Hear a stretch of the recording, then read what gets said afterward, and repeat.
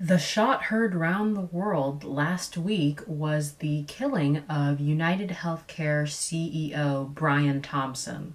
It feels like everyone is talking about this week, and it is an interesting case study to show where we are as a country. Doesn't anyone want to talk about the political and economic state of the world right now? So we'll just do a little summary for those who are living under a rock and don't know about the killing that occurred.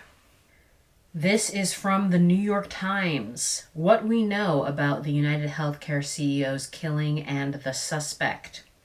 A man arrested in Altoona, Pennsylvania on Monday was charged with murder in last week's fatal shooting of Brian Thompson, the chief executive of United Healthcare. Appearing with his lawyer at a hearing Tuesday afternoon at the Blair County Courthouse in Pennsylvania, the man, Luigi Mangione, 26, opted to fight extradition to New York, which starts a process that could take weeks. He was denied bail. He was captured after a tip from an employee at a McDonald's in Altoona who was alerted by a customer who recognized him. The suspect was found with a ghost gun, a suppressor, and false identification cards similar to those believed to have been used by the killer, officials said. In addition to the false identification cards, he was carrying identification with his name. The authorities also found a 262-word handwritten manifesto with him, which begins by appearing to take responsibility for the murder. So first, to discuss the manifesto, we are going to read the manifesto because an independent journalist, Ken Klippenstein, I believe is his name, has published it, but all of these other news networks have not published the manifesto. And I assume that their reasoning for not publishing the manifesto is that they fear that it could spread, this terroristic ideology. Interestingly enough, the killer, Luigi, he had previously read Ted Kaczynski's work on the Industrial Revolution and its consequences, I think it's called. I also read that not too long ago. I was in a long car ride and I was bored. It was a really interesting work. I think that what he had to say, Ted Kaczynski, that is otherwise known as the Unabomber, what he had to say on leftists was a little bit deranged, if I do say so myself, but perhaps I'm biased. However, some of the analysis about the Industrial Revolution and its consequences, I think, are definitely resonant today. And even some of his assessment on why, people's mental health is so low, a person's inability to be able to do things for themselves, this feeling of like learned helplessness because of the Industrial Revolution and depending on technology and all of this was very interesting to read. Returning to the manifesto, it seems like the reason that news media is not publishing it, mainstream news media is not publishing it, is because they don't want to spread the ideology. Perhaps it would convince a few people and then the violence would spread. And I did see that, I believe the Unabomber's brother, who was actually the one who helped catch him, said that if the Unabomber's, his brother's actions had in any way influenced the shooting, then it was really awful, something to that effect. He said that it was a quite negative thing. So let's continue here. An internal report obtained by the New York Times said that the manifesto also indicated that the suspects saw the killing as a direct challenge to the healthcare industry's alleged corruption and power games. Frankly, these parasites simply had it coming, the manifesto was quoted as saying. Listen. I do think it's interesting the way that legacy media is reporting on this killing. Because if we're being completely honest about the state of American healthcare right now, it is such that it provokes people to violence. This is what I think. I think that if you push people to the point where they are victims of corporate greed and they live in fear of getting sick They live in fear of becoming pregnant. They live in fear of having any kind of interaction with the healthcare system because they fear that it will put them into medical debt. That is provoking them to violence. It also is interesting to see in real time the kinds of violence that we think are okay and the kinds of violence that are not okay. And so obviously, this murder was being condemned by news media of all kinds, politicians of all kinds. There is not the same response when, for example, a person with cancer is denied treatment or is unable to afford treatment and dies as a result of that in a first world country, in a so-called first world country. There is not the same response when people are in medical debt, when they are suffering, when they are struggling, when they are lobbying their politicians to act on their behalf and in their interest instead of in the interest of big pharma. Not to get ahead of myself, but I do believe the reason that there have been so many people expressing almost a satisfaction at this killing is that Americans across the board are sick of corporate greed and the fact that we have a for-profit healthcare system where CEOs specifically are making millions and millions of dollars off of people who are at their most vulnerable, who are sick. I did see that the United Healthcare Group CEO, not the United Healthcare CEO because he is not here, I did see that he posted an op-ed in the New York Times, which we will also read. Let us go to the manifesto, Luigi's manifesto. To the feds, I'll keep this short because I do respect what you do for our country. To save you a lengthy investigation, I state plainly I wasn't working with anyone. This was fairly trivial, some elementary social engineering, basic CAD, a lot of patience. The spiral notebook, if present, has some straggling notes and to-do lists that illuminate the gist of it. My tech is pretty locked down because I work in engineering, so probably not much info there. I do apologize for any strife or traumas, but it had to be done. Frankly, these parasites simply had it coming. A reminder, the United States has the #1 most expensive healthcare system in the world, yet we rank roughly 42nd in life expectancy. United is the largest company in the US by market cap, behind only Apple, Google, Walmart. It has grown and grown. Has our life expectancy? No, the reality is that these indecipherable have simply gotten too powerful, and they continue to abuse our country for immense profit because the American public has allowed them to get away with it. Obviously, the problem is more complex, but I do not have space, and frankly, I do not pretend to be the most qualified person to lay out the full argument. But many have illuminated the corruption and greed. For example, Rosenthal, Moore, decades ago, and the problems simply remain. It is not an issue of awareness at this point, but clearly power games at play. Evidently, I am the first to face it with such brutal honesty. A part of me does wonder if a part of the reason that legacy media has refused to publish this manifesto is that it would fan the flames of the already frustrated American public into action. So it seems like the motive is pretty clear if we're reading Luigi's manifesto. He did this to prove a point.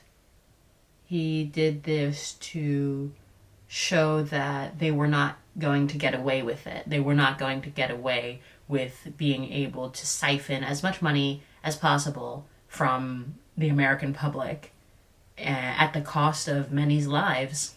Political violence. What do you think about it?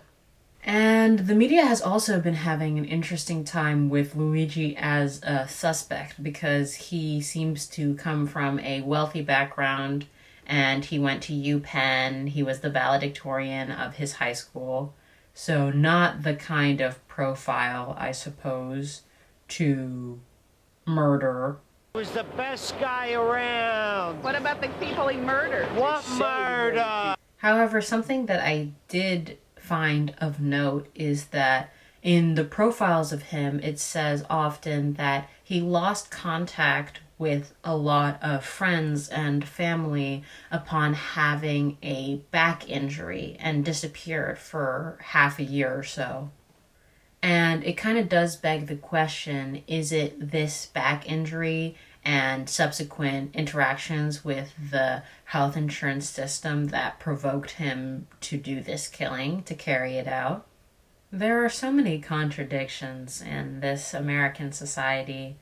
I saw recently that the man who killed a homeless person on the train, I believe that he choked him to death, was not charged with murder. And it just goes to show that depending on who you are in America, you can either be killed for no reason or your death and murder can be a high-profile kind of event. Let us turn to the opinion piece that was written by the United Health Group CEO, published by the New York Times. As Brian Thompson's family, friends, and colleagues mourn his killing, we are bearing a grief and sadness we will carry for the rest of our lives. Grief for the family he leaves behind, and grief for a brilliant, kind man who was working to make healthcare better for everyone. We greatly appreciate the enormous outpouring of support for Brian, who ran our health insurance business, United Healthcare, as well as for our wider company, which I lead. Yet we are also struggling to make sense of this unconscionable act and the vitriol that has been directed at our colleagues who have been barraged by threats. You're struggling to make sense? Are you struggling to make sense of it? I mean, I don't want to be this guy. Actually, I don't mind being this guy. I really don't. To me, you don't have to struggle to make sense of it, right? Because it's millions of people who are in medical debt for doing things like, getting sick and then needing help. It's people who have lost loved ones because they couldn't afford the treatment. And you're struggling to make sense. And it's interesting as well, just to look at the wider political context, the way that the Democrats, and them with Medicare for all, them with universal health care. I do not see it. I pretend not to see it. It feels as though universal health care isn't even within the Overton window right now, and somehow we're struggling to make sense of why people would have such hatred for the for-profit insurance companies. And let's also just point out that it's not just the for-profit insurance companies either. It's the CEOs. It's the increasing gap between the wealthiest of our country and the bottom, the rest of us, basically. It's the fact that there are, 3 people in the United States who hold more wealth together than the bottom 50% of the country. It's all of these things together. Let's continue. The people of United Healthcare Group are doctors, nurses, patient, and client advocates. They all come to work each day to provide critical health services for millions of Americans in need. We know the health system does not work as well as it should, and we understand people's frustrations with it. No one would design a system like the one we have, and no one did. It's a patchwork built over decades. Our mission is to help make it work better. But if it worked better, what would we need you for? It's difficult because it feels like it's the guy who is selling you snake oil saying that he also wants to improve the snake oil business and that you and him are actually partners in this. It's like, we don't need snake oil. We don't need what you're selling. And it's like, if we had the true solution, if we had universal health care, what would your role be? Would you be profiting the way that you are? Let us check what the salary of this Andrew Whitty is. Mr. Whitty is the Chief Executive Officer of United Health Group, the parent company of United Healthcare. Andrew Whitty salary. At the top of the list of CEOs, oh brother, Okay, at the top of the list was CEO Andrew Whitty, who brought home about $23.5 million in compensation last year. His total compensation increased $2.6 million from 2022. Andrew, if the system worked as it should, would you be making 23 mil? Andrew, would you be making 23 mil? Let's continue. Andrew, what does he have to say? Healthcare is both intensely personal and very complicated, and the reasons behind coverage decisions are not well understood. We share some of the responsibility for that. Together with employers, governments, and others who pay for care, we need to improve how we explain what insurance covers and how decisions are made. Behind each decision lies a comprehensive and continually updated body of clinical evidence focused on achieving the best health outcomes and ensuring patient safety. Okay, now you're just taking the piss. Focused on achieving the best health outcomes. The best health outcomes. Let's check what the American health outcomes are like. Declining life expectancy. The best health outcomes. High infant mortality rate. The best health outcomes. No, Andrew. While the health system is not perfect, every corner of it is filled with people who try to do their best for those who they serve. And I'm sure that's true for the nurses, for the doctors, for the CEOs, the executives who answer to shareholders and shareholders only. He goes on to say that the former CEO, Brian, was never content with the status quo. When a colleague proposed a new idea to Brian, he would always ask, "Would you want this for your own family? If not, end of discussion." Are you guys using your own healthcare? I'm just wondering. Like the CEO that's making $23.5 million, is he getting the same standard of care as us? I'm asking questions. I just have questions. Something else that is interesting is that there used to be comments on this article. There are still comments, but the comments section is closed. Let us see. Okay, let us see the comments. Let's see what the people are saying in response to Andrew Whitty's op-ed in the New York Times. Susan from Maryland says, "As an outpatient MD, I can tell you that I know why United was the most profitable of all the healthcare companies, because it denied the most. United made me get authorizations for cheap medications like ACE inhibitors and tests like ultrasounds. No other major insurer did that. United had some plans that were good, that would cover tests that were not necessary, and their crappier plans would not cover more important tests." Greg from Cleveland, Ohio says, "Mr. Whitty, the money talks, which is why you will not walk nor run to change a system that lines your pockets at the expense of your paying customers." Greg, you kind of ate. Greg ate. Ross from North Carolina says, "There is a watchword for the way people justify bad acts nowadays. Allied. Mr. Whitty elides many key facts in this somewhat sanctimonious essay about his colleague's death. The fact that no insurance executive has a primary obligation to any patient. The fact that no for-profit insurance company is incentivized by their policyholders' successful therapy.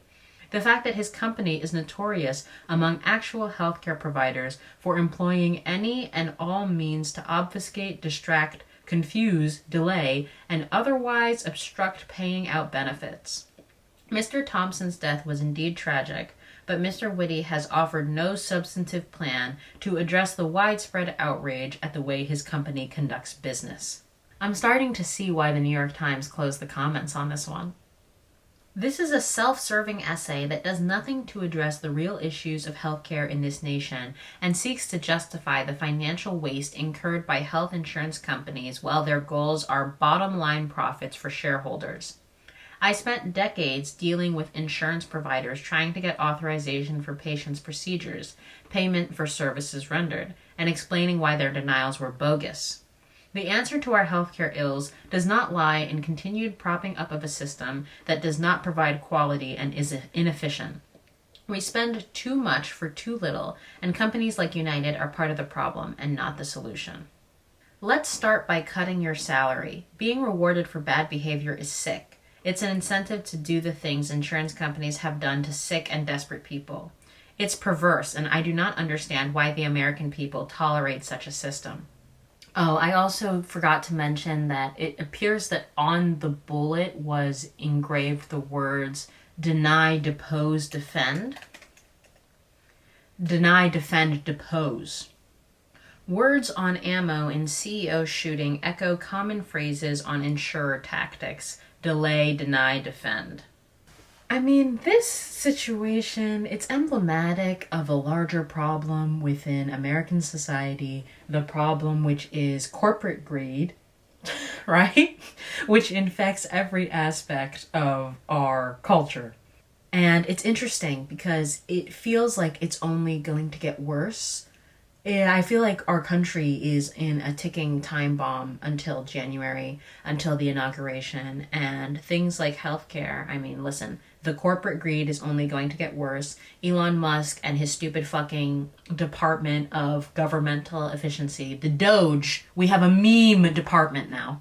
Elon Musk and his Department of Governmental Efficiency, and Donald Trump together, they will just gut all of our, protections, the few protections that we had left. The Social Security, they're gutting it, they're going after that. He's going to say, I never said I would go after Social Security. I said I wanted to expand Social Security. Please. Please. Please. Enough with the lies. The lies. Okay, they're going after the governmental agencies. And it's a shame because these kinds of things, it's action reaction. It's cause and effect. You cannot put people in this kind of boiling pot and keep increasing the temperature and think that the pot's not going to run over. You just can't. And we're at a point in the United States where, this killing is an example of the pot running over. If Trump is successful in implementing his horrible fucking economic policy, things are only going to get worse and worse, and people are going to get more and more desperate. It is a little bit weird how, the mainstream media, like CNN and the New York Times, are pretending wow, I can't believe that people are celebrating the killer. He's a ruthless killer in cold blood. It's guys, you guys don't even react this way when people kill thousands of people. It's some of the senators who support Israel's genocide in Palestine who are saying, this unconscionable act of violence. You guys are okay with violence when it's done by the people who have a monopoly on violence. It's different because it's a war. The people who are being killed are not soldiers. So yeah. That is all from me. Well, should we watch this? Let's watch this real quick. This is Hear How Social Media is Defending Luigi Mangione.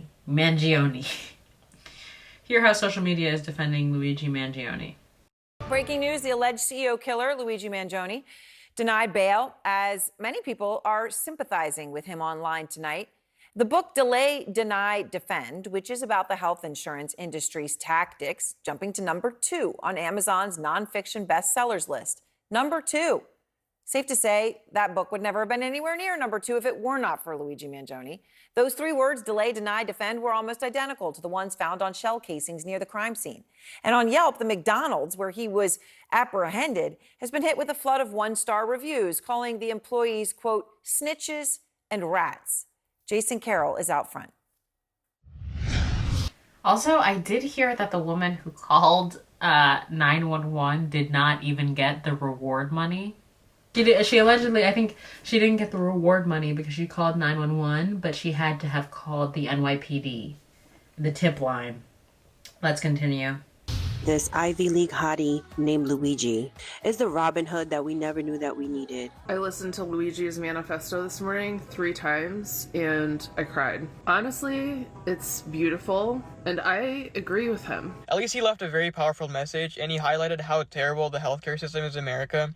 I think he'll go down as a hero in history. He had been a named suspect for less than 48 hours, and yet, within a fraction of that time, many in the world of social media had already made up their minds about Luigi Mangione. I'm just eating it up because this is like regular everyday person becoming our hero, our vigilante. These types of comments angering law enforcement and public officials. I don't care your views about healthcare companies because I don't think they're great right now either. But you do not celebrate the assassination of another human being who is just doing his job. But what is the just doing his job, though?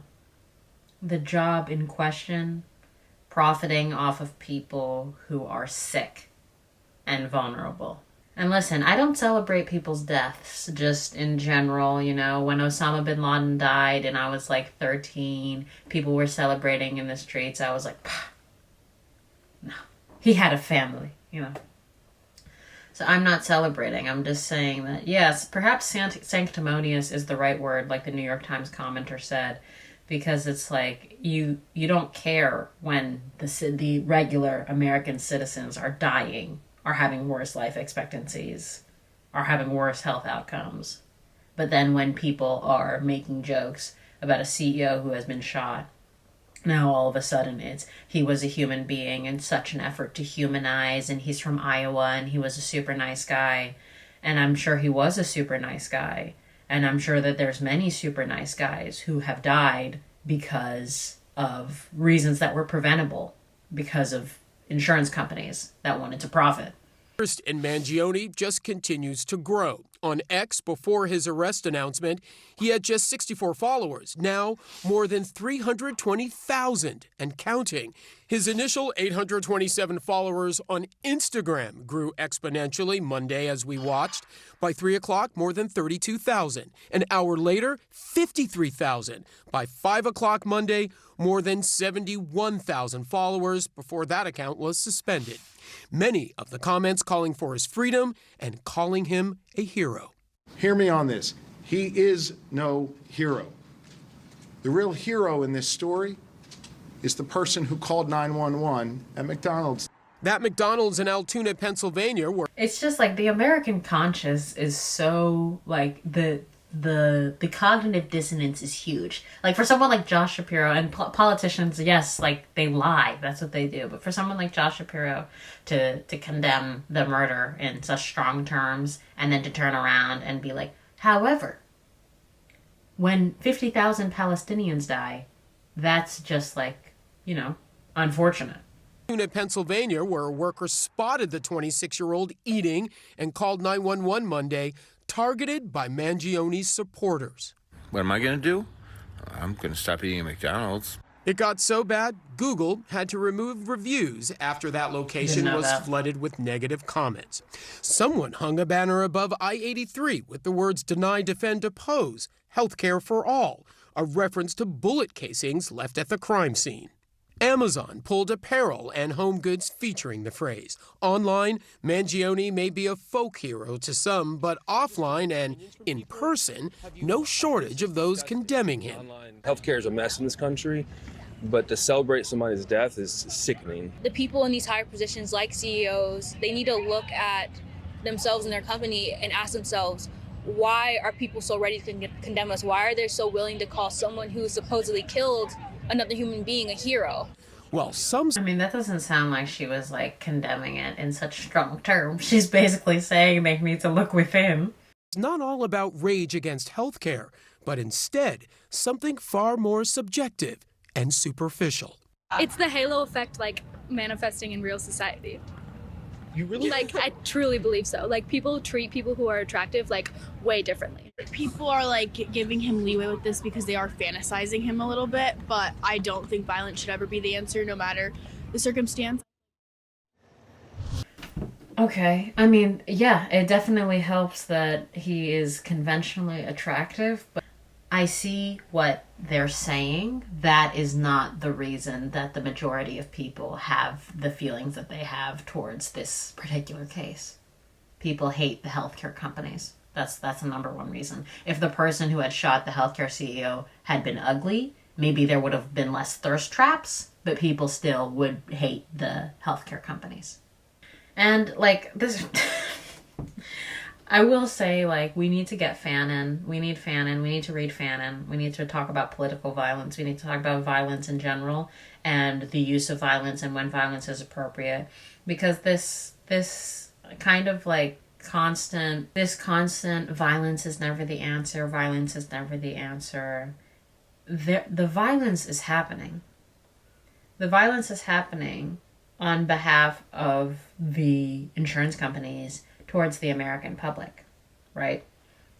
And for some reason, the violence is never the answer. People don't seem to be the same people who are protesting the American government, who are protesting, who are anti-war. They don't seem to be the same people who are protesting, police for killings. They don't seem to be the same people, and it's a bit strange. Especially in situations where a specific group is being oppressed, not so much like the situation with healthcare, even though that is the working class which is being oppressed. In situations where a specific racial group is being oppressed, what exactly are they supposed to do? Just die? Is that the kind of consensus that we're reaching with the violence is never the answer? They're supposed to allow themselves to be killed en masse. They're supposed to allow themselves, their homes to be bombed, reduced to rubble, and not fight back. Peaceful protest against people who are killing them. Yeah. I think that the violence is never the answer, people. They think that violence is sometimes the answer. Just not when it's being used towards people that are like them. That's me. That's my perspective. Let's see.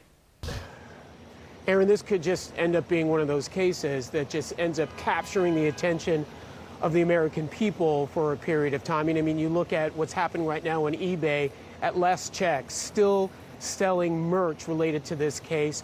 And the hashtag Free Luigi Mangione is something that's still trending even at this hour. Aaron. Incredible. Jason, thank you very much. It was fascinating just to hear from all of those people.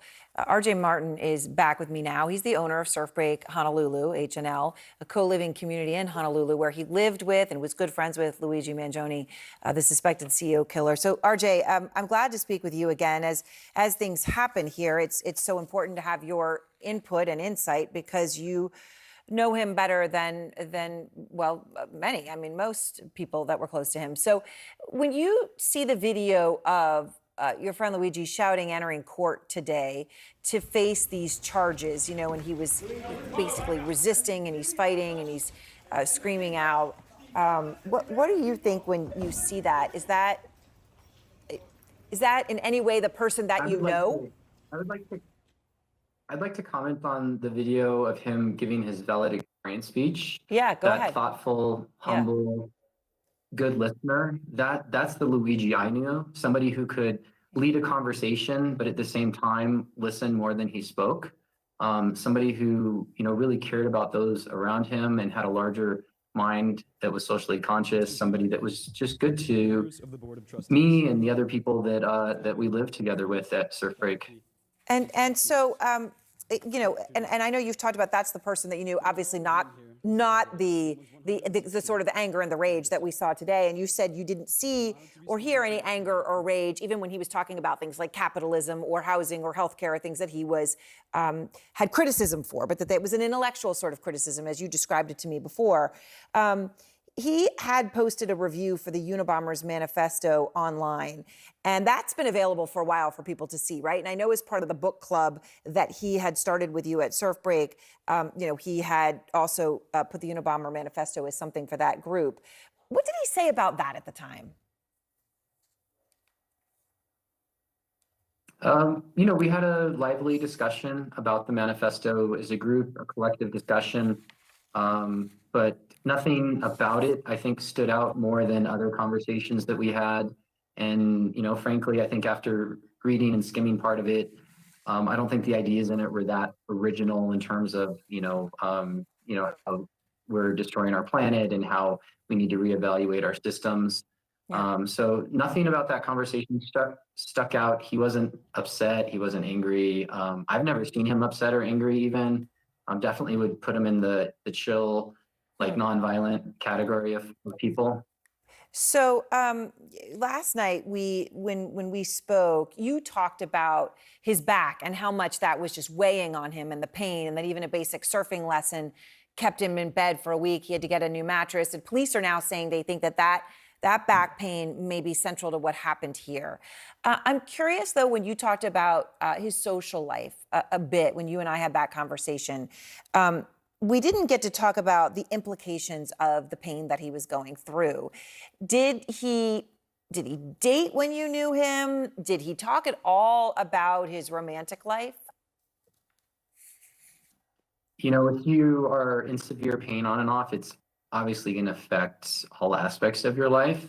You know, out of respect for his privacy and for the surfbreak community privacy, I don't want to comment at all on his dating or any of the other members dating while we live together. Normal answer, because why that question? Like, what is it related? Are they going to say, like, oh, he couldn't get a girlfriend, that's why he killed the CEO? Okay. I think the better question would be, is the back pain, did he have any interactions with insurance that might have led him to be radicalized, you know, in order to kill the CEO? His girlfriend?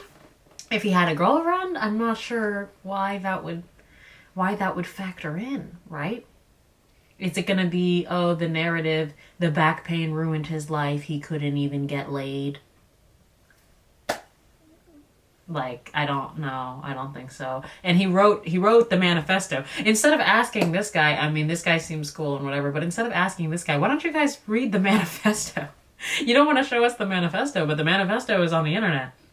If you read the manifesto, he'll tell you why he did it.